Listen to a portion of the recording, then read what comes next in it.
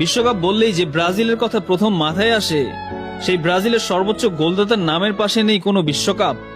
ব্যক্তিগত সর্বোচ্চ পুরস্কার ব্যালন ডিওরও নেই, শুধু নেই। তারপরও কেন মেসি রোনালদোর পর নেইমারের নাম উচ্চারণ হয়, এই প্রশ্নের উত্তর ফুটবল প্রেমীদের অজানা নয়। ব্রাজিল ফুটবলের আদি সৌন্দর্য রোনালদিনহোর পর নেইমারই বহন করেছেন, যেন স্বর্গ থেকে আসা চোখের ট্রিট।